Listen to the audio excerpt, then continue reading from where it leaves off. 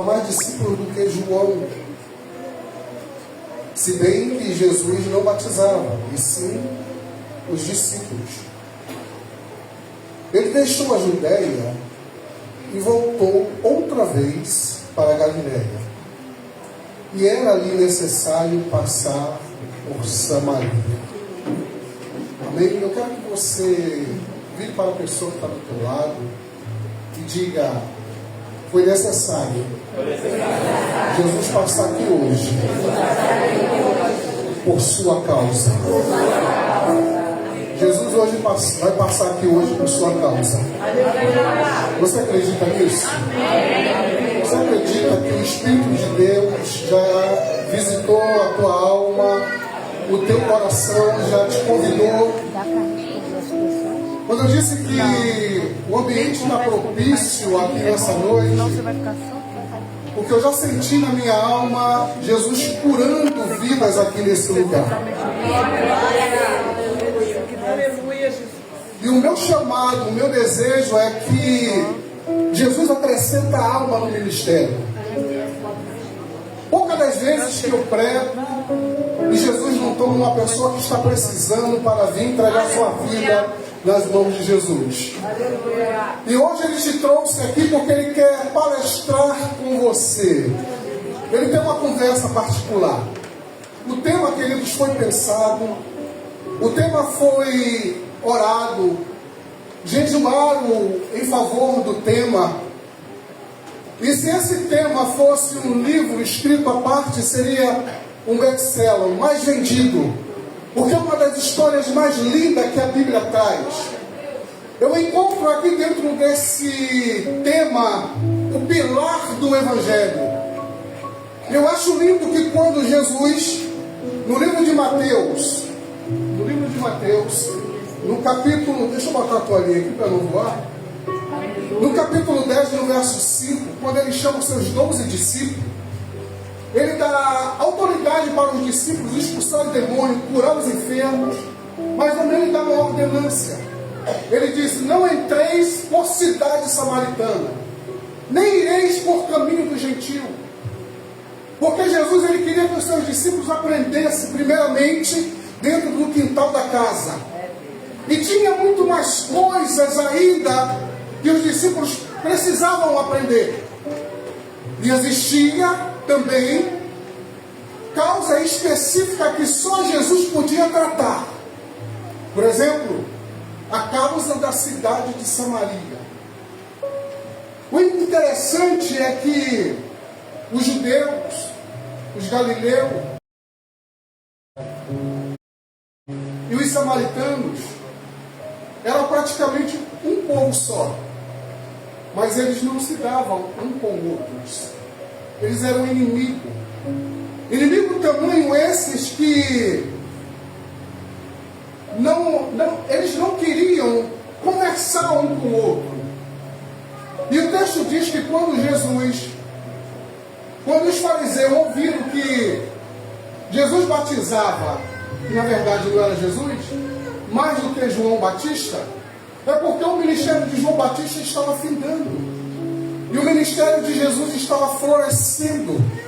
Jesus estava iniciando o seu ministério. E isso incomodava os fariseus. Eu já ouvi dizer que os fariseus eram homens indoutos, mas não eram. Os fariseus, eles eram homens formados. O sinédrio era formado pelos fariseus. O sinédrio era formado por 72 homens que estudavam a lei mosaica.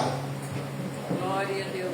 E quando Jesus ouve isso, Jesus ele não quer problema, porque o seu ministério está começando. Ele resolve deixar a Judéia e ir agora para a Galileia. E diz o texto que era necessário passar por Samaria. Quando o texto diz era necessário passar por Samaria, não era que existia somente um caminho para chegar até a Galileia, o caminho de Samaria, não. Segundo os estudiosos, existia 3 caminhos. Existia caminhos mais confortáveis, existia caminho mais curto, Existia caminho que era de descida, não de subida. Mas Jesus tomou o caminho mais difícil, o caminho mais perigoso, porque Jesus tinha um propósito neste caminho. Glória a Deus. Jesus escolhe um caminho onde existem salteadores, onde existia ladrões, onde existia perigo. Mas Jesus escolhe aquele caminho. Jesus sabia que por onde ele ia passar, ele sabia de um propósito. E diz a história que quando ele chega numa cidadezinha chamada Sicar, à beira de Samaria, ele chama os seus discípulos e tira seus discípulos de cena, porque seus discípulos não iam entender o que estava acontecendo e acontecer naquele momento. Existem coisas que Deus ele não nos revela, mas ele faz, porque muitas das vezes nós podemos se escandalizar. E Jesus agora tira seus discípulos de cena e fica ali à beira daquele poço que diz a hora sexta, era meio-dia. Meio-dia, Jesus senta ali à beira daquele poço para ter um encontro com alguém muito especial. Alguém que ia virar Samaria de cabeça para baixo. Alguém improvável que Jesus tinha um chamado, que Jesus já tinha um propósito, e Jesus ele queria ter um encontro com essa pessoa. Esse alguém improvável talvez nessa noite esteja aqui em nosso meio. Esse alguém improvável talvez esteja sentado aqui em nosso meio, que alguém não tem nada por você, mas Jesus nessa noite ele vai te dar água viva, porque ele tem um propósito na tua vida, na tua casa, na tua família, na cidade que você mora.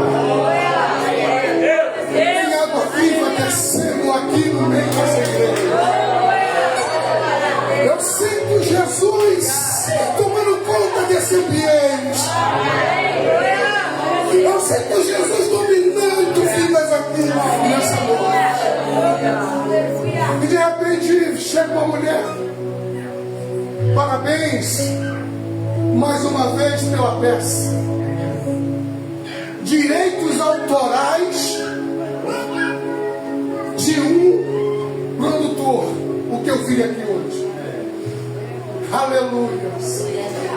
Vem uma mulher. E essa mulher ela vem ao meio-dia. Hora essa de muito calor. Hora essa que todos estão dentro de casa. Porque quem conhece Israel, quem conhece aquela região sabe que é muito quente. E as mulheres vão pegar água de manhã ou anoitecer, porque era muito quente. E Jesus ele está ali e vem aquela mulher. E aquela mulher chega à beira do poço. Jesus faz uma indagação para aquela mulher. Jesus faz um pedido, melhor dizendo. Dai-me de beber. Aquela mulher, eu já veio dizer que algumas pessoas falaram que, alguns pregadores, que aquela mulher era humilde, mas não, ela estava com arrogância. Por quê? Porque os samaritanos se sentiam casta superior aos judeus. E os judeus também se sentiam casta superior aos samaritanos. Então, verdade é, se tivesse um poço ou uma cisterna, se o samaritano lavasse as suas mãos, os judeus jamais lavariam seus pés naquela água. Tamanha era a indiferença entre os samaritanos e os judeus. Tamanha era a rivalidade. Não se comunicavam, não se davam, não trocavam palavras. Mas a mulher, ela virando para Jesus, e ela dizendo: tu samaritano, tu judeu me pede água, eu sou samaritana. E Jesus vira para aquela mulher e diz para ela: se tu soubesse quem é que te bebe água, que te pede água, tu lhe pediria e ele daria água viva. Volta essa palavra para a mulher, ele transporta essa mulher Antigo Testamento. Porque o único relato que a Bíblia diz que existe água viva em Gênesis capítulo 26. Quando Abraão morre, ele dá um poço de presente para Isaac. Isaac, por sua vez, ele desce até Gerar. Gerar é onde Abraão tinha furado os poços. E os filisteus tinham empulhado os poços. Isaac, ele estava ali cavando poço. Achava água. E vinham os filisteus. E entulhavam os poços de Isaac. Talvez você entrou aqui e muitas pessoas já tentaram matar o teu sonho, entulhar os teus poços, jogando palavras negativas sobre a tua vida, sobre a tua perspectiva de vida. E Deus leva aquela mulher agora até Gênesis 26, quando entulharam todos os poços de Isaac. Isaac agora manda chamar Abimeleque, o chefe dos filisteus, o homem que mandava entulhar os poços. Sabe o que Isaac fez? Fez um banquete para o seu inimigo. Você é capaz de fazer um banquete para os seus inimigos? Você é capaz de perdoar para que a água venha fluir? Aleluia, na tua vida. Para que as barreiras caiam por terra, as doenças. O Espírito de Deus me diz que tem pessoas aqui que estão doentes da alma, mas hoje a água viva vai fluir aqui na escuta, porque eu sinto a presença dele aqui na escuta. Então faz um banquete, espera de homem, e quando ele vai embora, volta os servos de Isaac dizendo: patrão, encontramos água. O poço que não furou, agora fluiu águas, e são águas vivas, aleluia. Jesus, ele manda agora um recado para aquela mulher. E aquela mulher diz: Senhor, tu não tem por que tirar. Como tu vai me dar água?